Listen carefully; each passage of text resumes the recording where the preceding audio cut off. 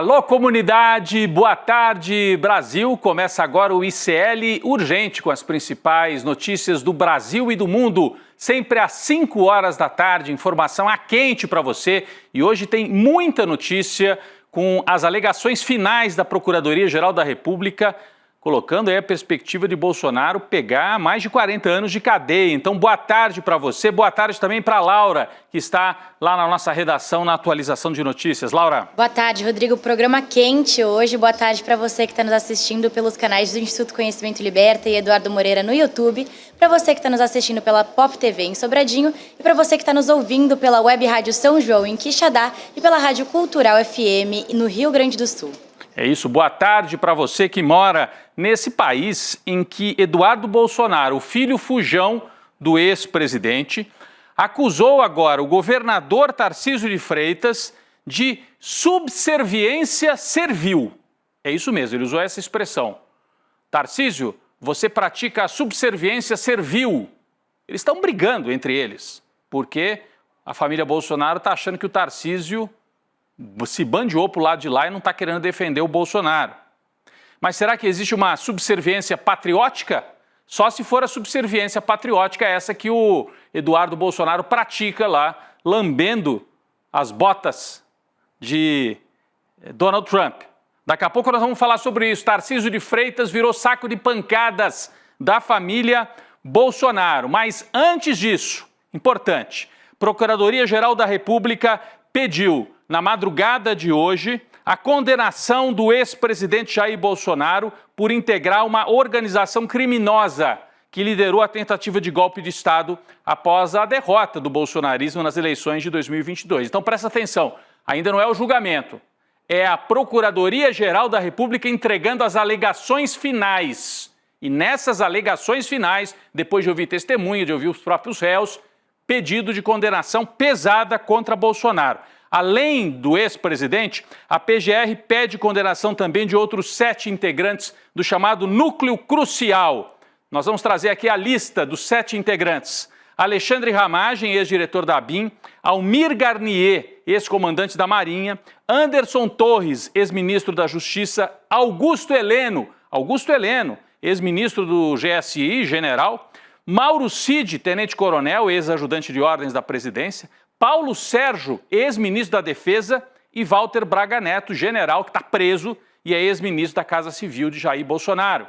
Agora, está aí a manchete na tela, a manchete do nosso site, a nossa equipe trabalhou pesado durante a noite, durante a manhã, o dia de hoje, lendo todos os detalhes dessas alegações finais, mais de 500 páginas entregues pelo Paulo Gonet, Procurador-Geral da República. O Supremo vai abrir um prazo de 15 dias para que as defesas apresentem suas alegações finais. Primeiro, só o Mauro Cid, porque ele é delator, então ele apresenta a defesa em separado.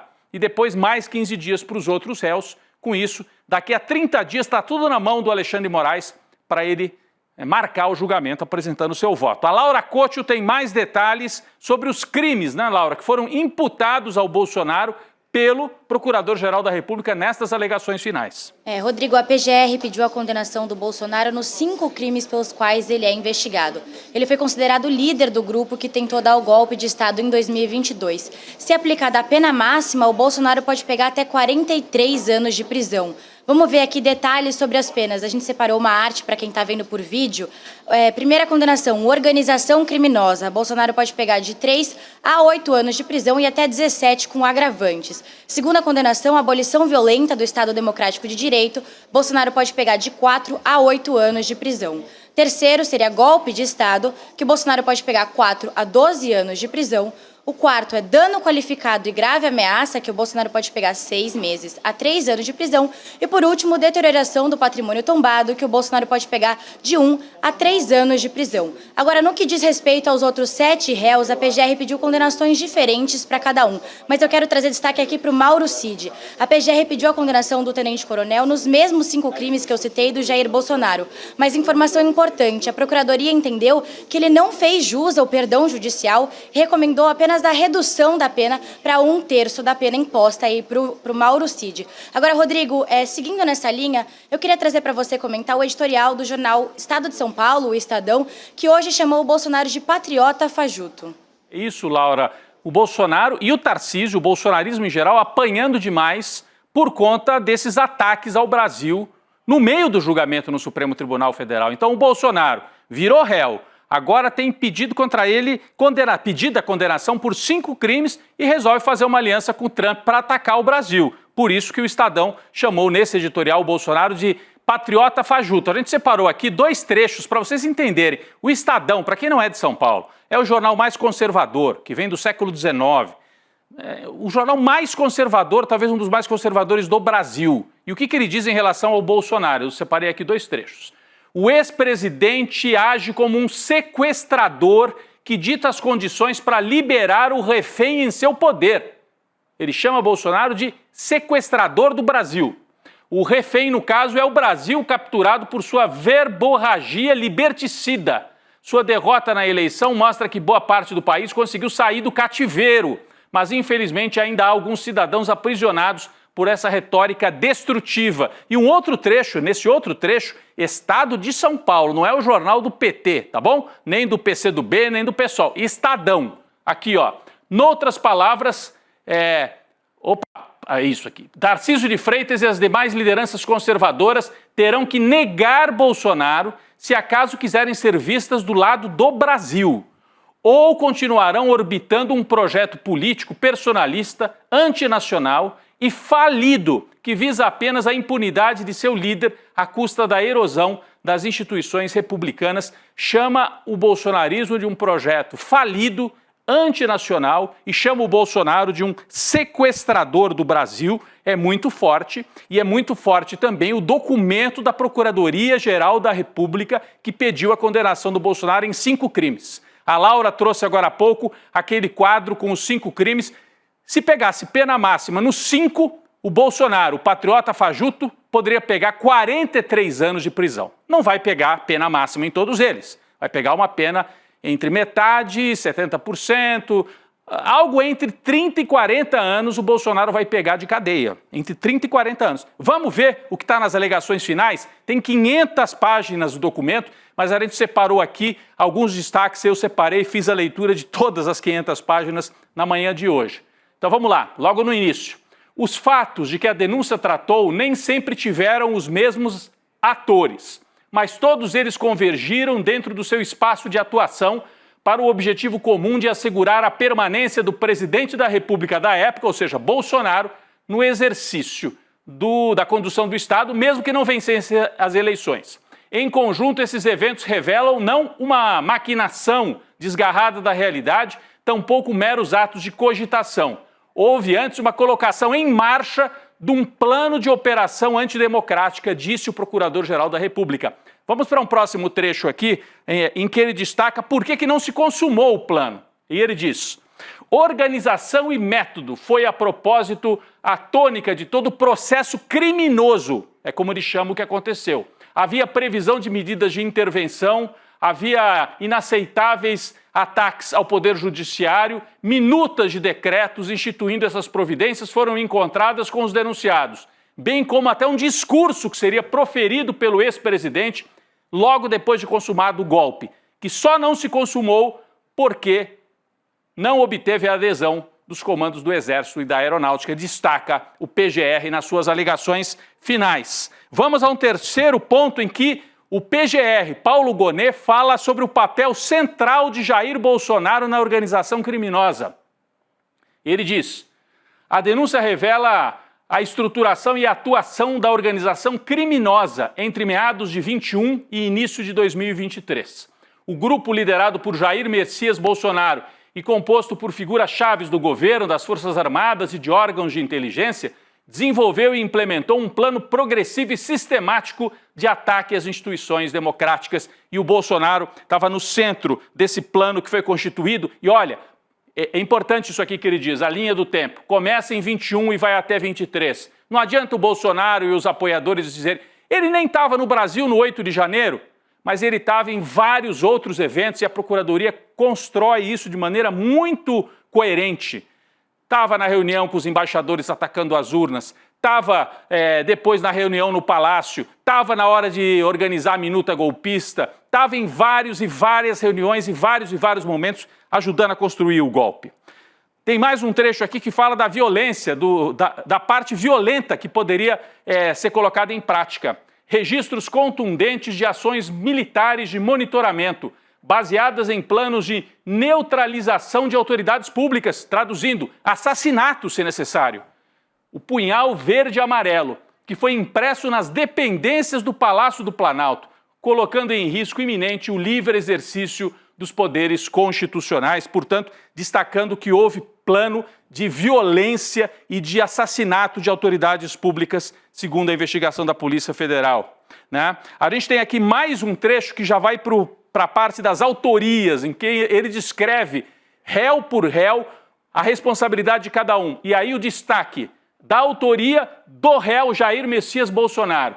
Ele exerceu a presidência nos anos de 19 a 22 e figura, abre aspas, como líder da organização criminosa denunciada nesses autos.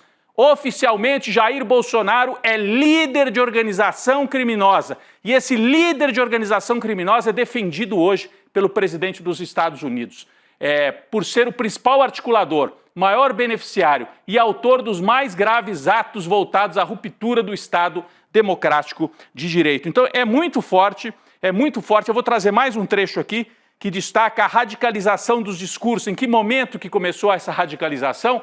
A estratégia golpista alcançou um patamar de radicalização nos discursos proferidos, você se lembra, em 7 de setembro de 2021, quando o Bolsonaro subiu no palanque lá em Brasília e na Avenida Paulista e rompeu, diz que não obedecia mais às instituições brasileiras. Valendo-se do simbolismo da data cívica, o réu se utilizou novamente do aparato estatal para insuflar a militância contra ministros do Supremo Tribunal Federal em mais uma etapa de um plano de subversão da ordem constitucional, né? Então, é muito forte. Tem também um trecho aqui que fala sobre o Mauro Cid. Por que o Mauro Cid não ganhou? A Laura explicou agora há pouco. Ele havia pedido, né, fazendo a delação premiada, ele havia pedido, aí, obviamente, redução de pena. É o destaque número 7 do Mauro Cid. Por que o PGR pede que ele não tenha a pena cancelada?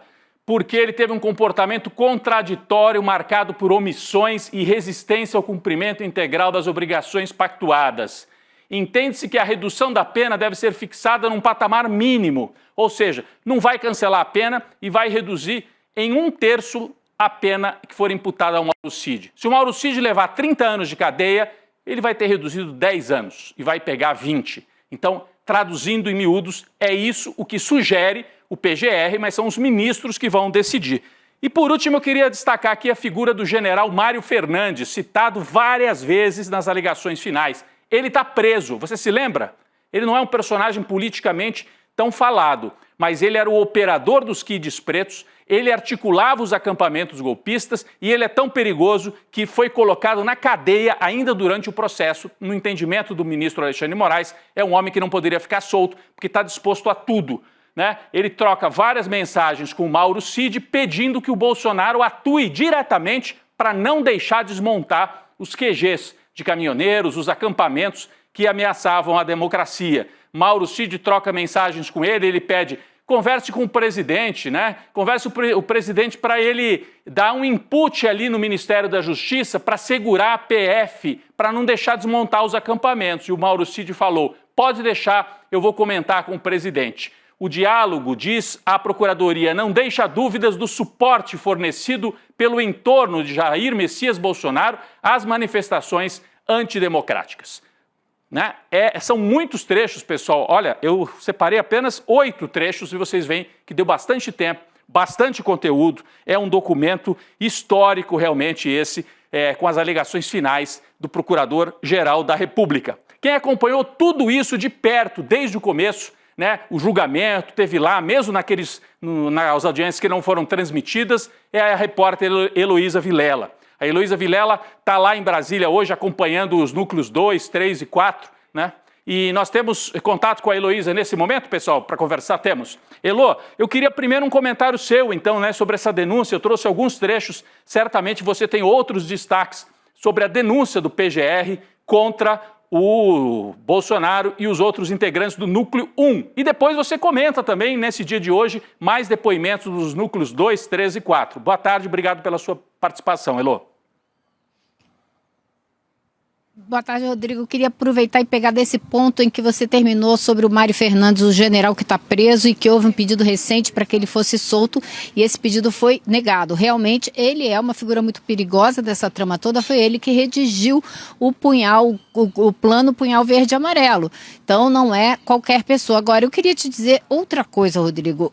Eu recebi informações, indícios de uma possível ligação entre o general Mário Fernandes e o George Washington, aquele que tentou colocar uma bomba, colocou a bomba, ela não detonou, no aeroporto de Brasília. Se essa ligação ficar comprovada, você tem aí outro atentado bem no estilo dessa turma que fazia de tudo para provocar a confusão e a confusão gerar uma decretação de GLO para que os militares então tomassem as ruas e um golpe se efetivasse. A placa do carro do general foi detectada durante muito tempo na frente do local onde George Washington ficou hospedado aqui em Brasília no mês que ele ficou participando das atividades naquele acampamento, e foi onde ele montou a bomba e entregou a bomba para ser colocada naquele caminhão de combustível. Então, é mais um indício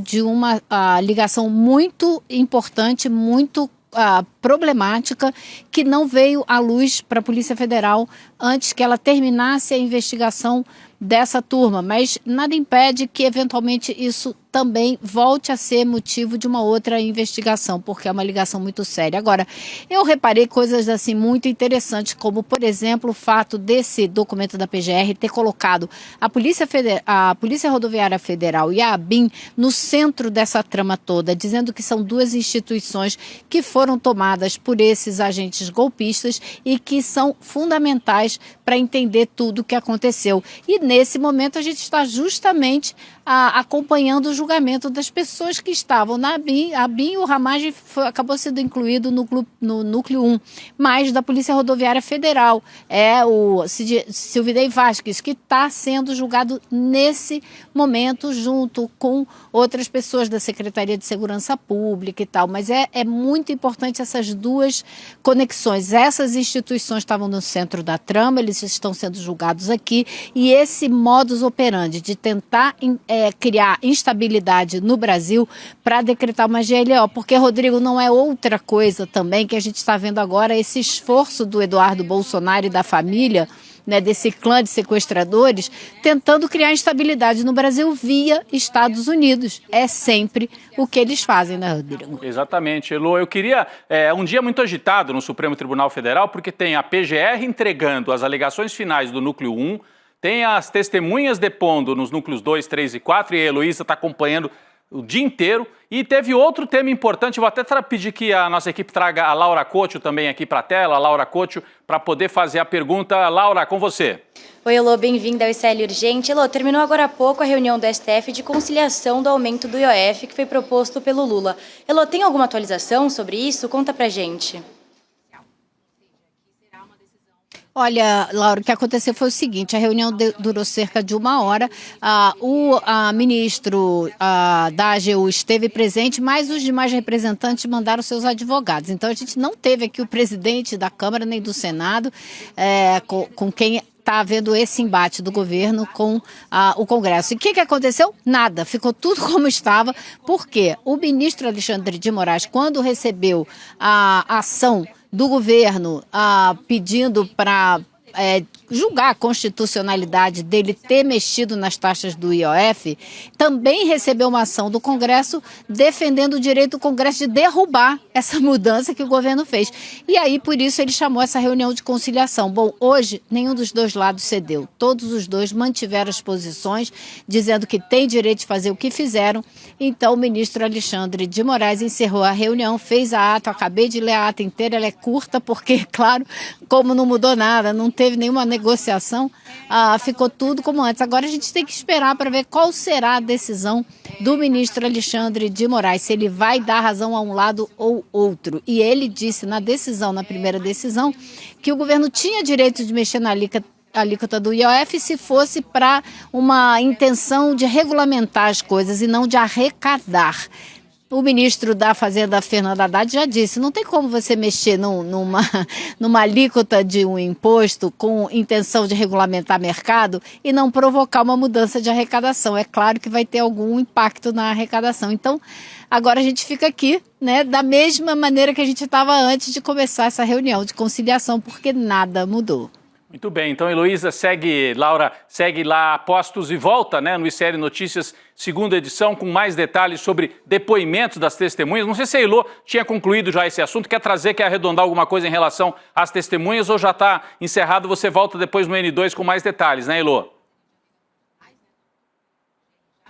Isso, eu volto no N2 com mais detalhes, até porque não teve nenhuma grande bomba, né? O Guga Noblar acompanhou o depoimento do Valdemar Costa Neto, foi a única grande novidade. E ele disse que contratou aquela empresa Voto Legal por sugestão do senador astronauta, o Marcos Pontes. Mas muito mais do que isso ele não disse, então não foi um dia assim de grandes novidades. Muito bem, então a Heloísa volta no N2, porque a grande novidade do dia, obrigado Elo, até daqui a pouco então no ICL Notícias, segunda edição, a grande novidade do dia foi realmente a entrega das alegações finais da Procuradoria-Geral da República. Eu fiz um resumo e trouxe aqui os principais resumos. O Bolsonaro está com crimes ali que podem levar até 43 anos de cadeia, mais provável entre 30 e 40 anos. Depois das alegações finais, vem os ministros, vem o julgamento, e aí ele está com um pé na cadeia.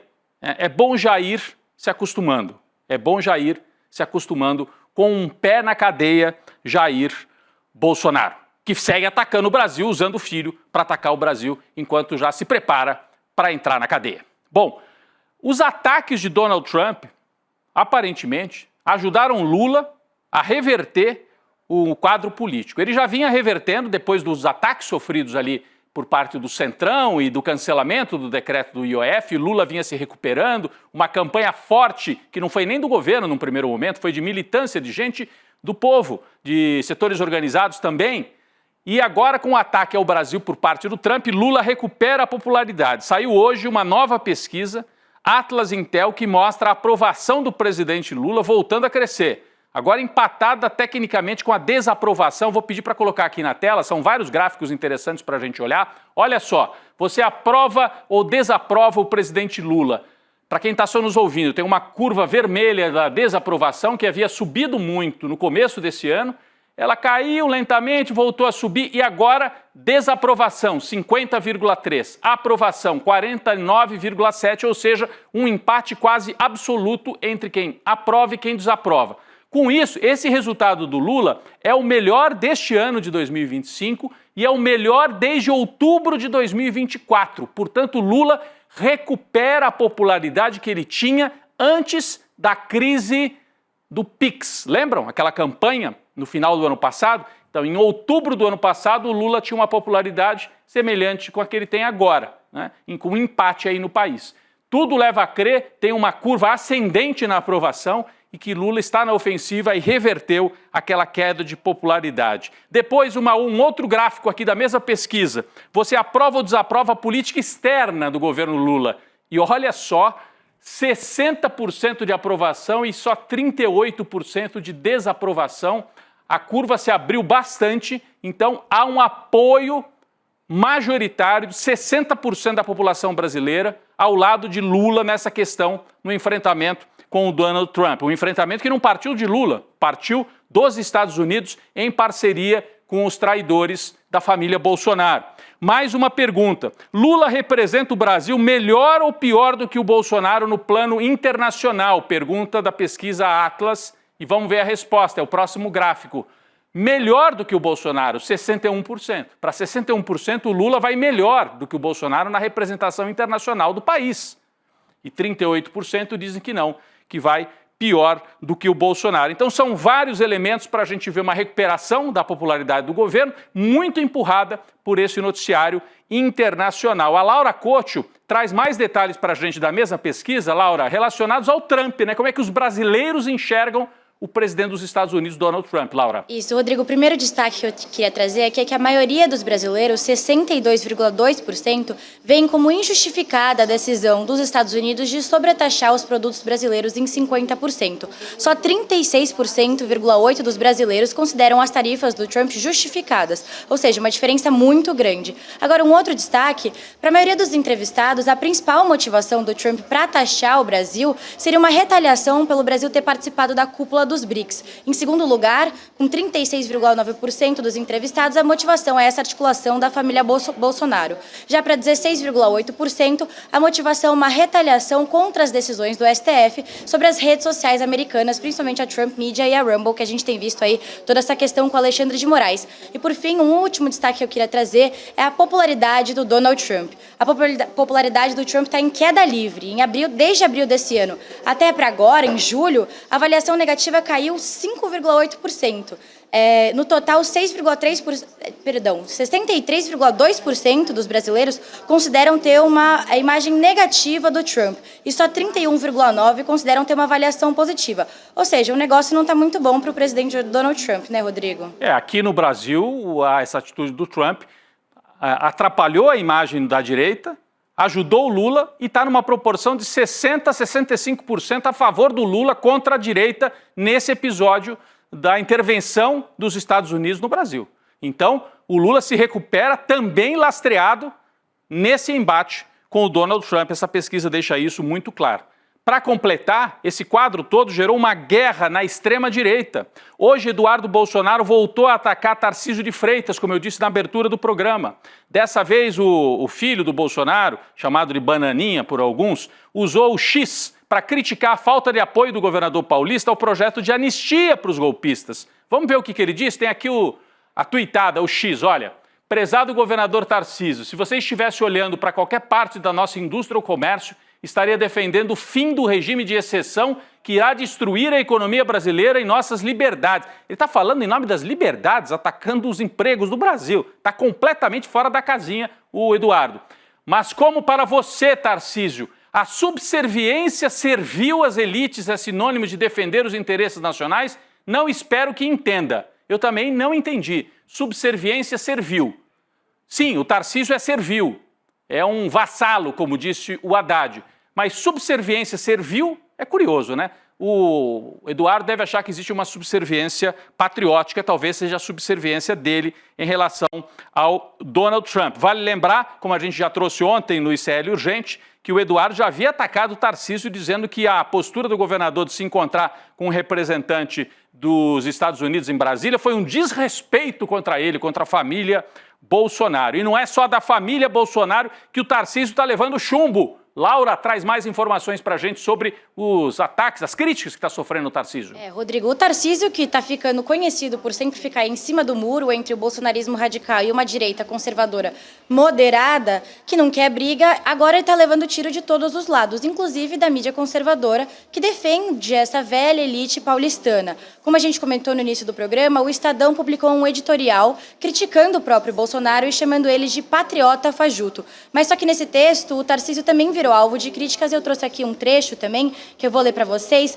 O editorial do Estadão diz o seguinte: como já sublinhamos nesta página, passou da hora de as lideranças políticas conservadoras, entre as quais se destaca o governador de São Paulo, Tarcísio de Freitas, escolherem de que lado estão.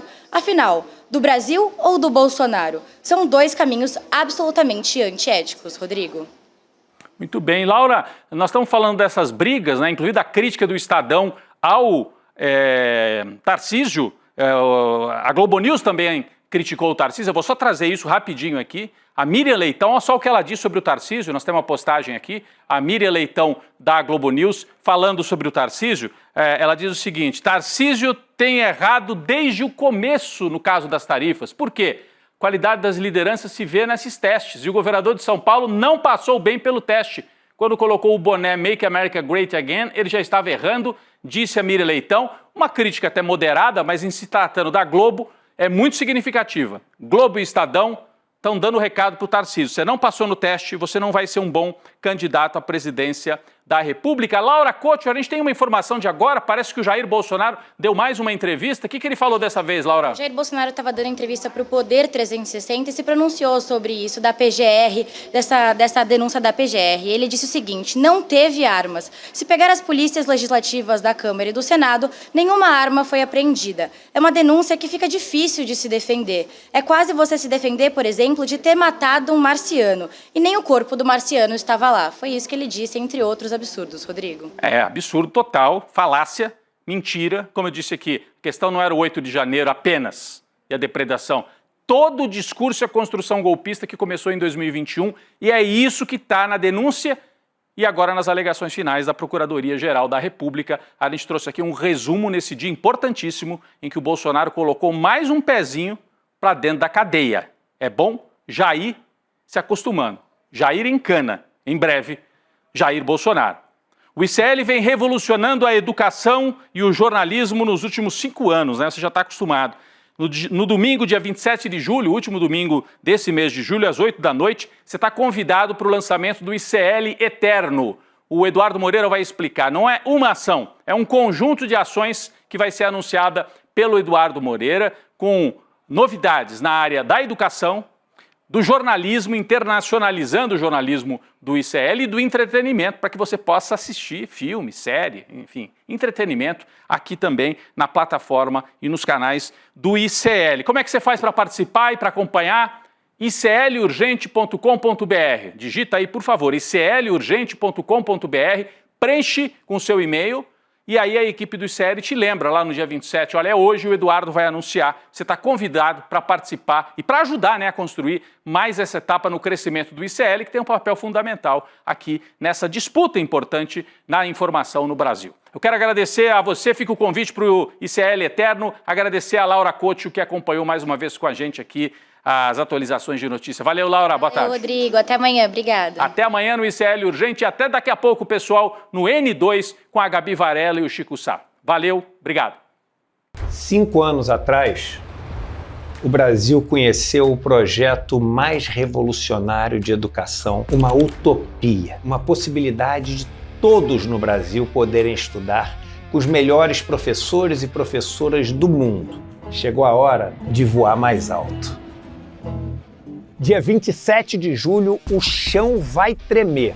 Um novo capítulo da história do ICL, o mais ousado e revolucionário, vai ser anunciado.